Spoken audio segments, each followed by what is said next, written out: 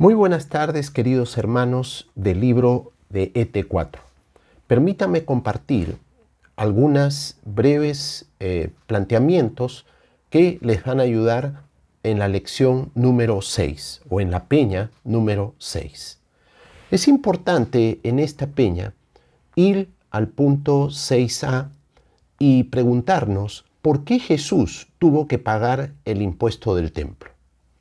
Es verdad que él, como hijo de Dios, no le correspondía pagar el impuesto del templo, pero Jesús lo pagó para no ser de tropiezo a los judíos, a los religiosos, pero también para no ser de tropiezo para sus propios discípulos. ¿Para qué? Para que ellos puedan entender la importancia de el dar este impuesto para el sostenimiento del templo.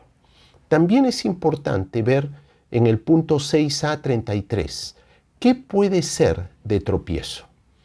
Es clave aquí considerar la madurez del grupo. Si usted ve que su grupo todavía no tiene la madurez necesaria, es importante simplemente decirles que en obediencia a Dios tenemos que tener mucho cuidado de las cosas que hacemos.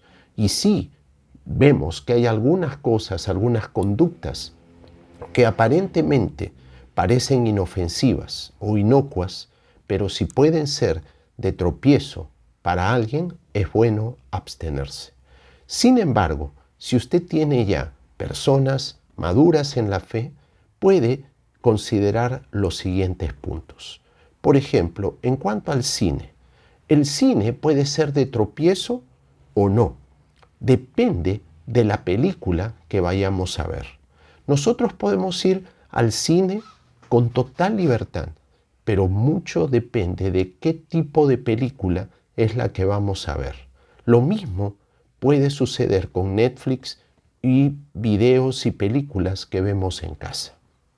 En cuanto a las drogas, el alcohol y los cigarrillos, son tóxicos y adictivos, particularmente las drogas y los cigarrillos. Por lo tanto, es bueno abstenernos de ellos. En cuanto a la ingesta de alcohol, creo que es muy importante la palabra moderación. Podemos disfrutar de alguna bebida, un vaso de vino, algún cóctel, pero sin embriagarnos o sin excedernos. Una buena medida, una buena referencia es pensar en un límite tolerable que me permita regresar a casa manejando. Y si aún yo sé que no hay tolerancia, entonces tener mucho cuidado. Puedo brindar, no es pecado el poder brindar, pero es mejor abstenerme y cuidarme de no embriagarme. En cuanto a horóscopos, adivinos, hechiceros y juegos de azar, la Biblia nos dice que el consultar astros y confiar en ellos, al igual que confiar en el azar o la fortuna, son muestras de confianza en esto y no en Dios. Por esto la Biblia los prohíbe. Deuteronomio 18:10 hasta el versículo 12, Deuteronomio 4:19 e Isaías 8:19 son muy claros en cuanto a lo que es consultar a estos personajes, horóscopos y otras cosas. En cuanto a las fiestas, depende mucho las razones. Es muy diferente asistir a una fiesta de bodas de un amigo, de un familiar, a una fiesta familiar, que a una fiesta de graduación o que a una fiesta de amigos en una discoteca. Entre estas fiestas hay mucha diferencia. Y nosotros como creyentes siempre tenemos que tener cuidado, evitar los excesos, cuidarnos del alcohol, de la coquetería y de la sensualidad mundana. Por esto es bien importante ser cuidadosos y selectivos. En cuanto a los juegos, el deporte y el baile, en cuanto a los dos primeros, es importante tener en cuenta la moderación. No todo es malo. Podemos jugar, practicar deportes, siempre que no se conviertan en ídolos y nos aparten de nuestra comunión con Dios. En cuanto al baile, en sí el baile no es malo, ni es pecaminoso. Podemos bailar con recato, con moderación. cuidando que nuestros movimientos no sean sensuales u ofensivos. Aquí es importante hacer una nota que en los últimos años hay una gran cantidad de juegos en línea, el famoso Candy Crush y otros, que son altamente adictivos, que nos roban tiempo y también a veces dinero. Por último, en cuanto a la política, no podemos satanizar la política. Podemos participar de la política siempre y cuando estemos preparados espiritual e intelectualmente. Tengamos una clara cosmovisión cristiana. Mantengamos posiciones bíblicas claras y consecuentes con nuestra fe y tener una vocación de servicio. Entrar a la política para poder servir, no para enriquecernos, no para hacer carrera política, sino para servir a la sociedad. ¿Cómo somos de tropiezo para otros? Nosotros podemos ser de tropiezo para otros con nuestras actitudes y conductas, cuando éstas no son consecuentes con nuestra ética y nuestras convicciones cristianas. Por ejemplo, cuando peleamos, gritamos, ofendemos a nuestro adversario. Cuando mentimos y esto se hace evidente en nuestro entorno. Cuando actúo con parcialidad o con deshonestidad. Esto es escandaloso.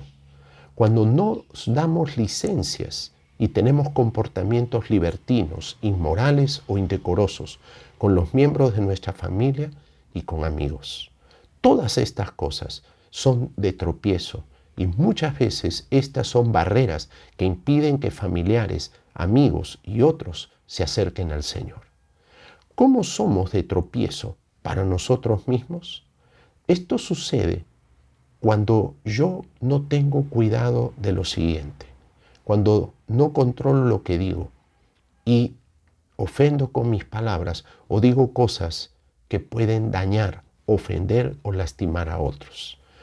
Cuando no tengo cuidado de lo que veo y consumo pornografía, a veces dejo que mi mente vuele, cuando yo me hago muchas veces esclavo de cosas, por ejemplo, revistas, pornografía, cuando miro 2 veces a las chicas o a las mujeres que pasan por la calle.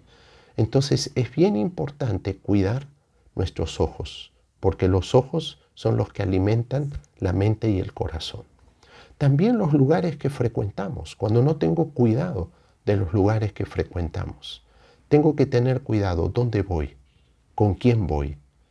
Y por último, las cosas que hacemos en privado y en público. Cuando tenemos cuidado de estas 4 cosas, entonces nuestra vida se enrumba por un camino en el cual yo me cuido de ser, primeramente, tropiezo para mí mismo, de no tropezar, porque si no controlo mis palabras, no controlo lo que veo, no controlo los lugares donde voy y no controlo mis acciones, yo voy a tropezar y voy a caer en pecado. Y mis pecados y mis errores van a ser de tropiezo también para otros. Por eso, Pablo le dice sabiamente a Timoteo, ten cuidado de ti mismo. Ten cuidado de ti mismo. No solamente le dice Pablo a Timoteo, cuida a otros. Primero ten cuidado de ti mismo para que puedas cuidar también a otro. En cuanto a los cuadros 6b, 12 y al 18, ¿cuáles son las medidas bíblicas cuando se rompe una relación entre hermanos o se produce una falta? El primer paso es ir y hablar con el hermano a solas. El segundo paso es ir y hablar con el hermano con 1 o 2 personas de testigos. Y el tercer paso, llevar el problema ante la iglesia o un grupo representativo de ella. Estos son los pasos bíblicos para buscar una conciliación, para buscar un acuerdo. Pero cuando la persona se resiste, no escucha a nosotros, no escucha cuando voy con otra persona y no escucha a la iglesia, es decisión de esta persona romper la relación y necesitamos apartarlo, disciplinarlo. ¿Cuán importante es el perdón? Es fundamental. ¿Cómo aconsejar a una persona que le es difícil perdonar? Lo que debemos hacer es guiarla a entender que la obra de Cristo a su favor ha hecho que él o ella sea perdonado de todos sus pecados. Y tenemos que explicarle la parábola de los talentos, en donde Jesús compara todo lo que Dios nos ha perdonado en comparación con lo que nosotros tenemos que perdonar a los que nos ofenden. La comparación es abismal. Dios nos ha perdonado una cantidad increíble de pecados y de faltas. Y de la misma manera que Él perdona, Él espera que nosotros también perdonemos a los que nos ofenden. Cuando entendemos esto, nos damos cuenta que la base para que podamos perdonar a nuestros hermanos y a aquellos que nos ofenden radica en el perdón que Dios nos ha dado en Cristo Jesús.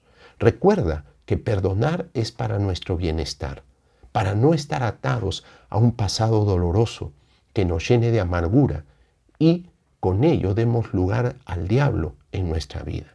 En Mateo capítulo 6, en la oración del Padre Nuestro, Jesús ratifica la necesidad de perdonar a nuestro prójimo, así como Dios nos perdona. El perdón permite que se restaure la comunión con nuestros hermanos y no haya nada en nuestras vidas que sea de estorbo para nuestra comunión con Dios. Espero que estos puntos te ayuden para poder desarrollar esta linda clase, Peña número 6 de ETE Libro 4. Dios te bendiga.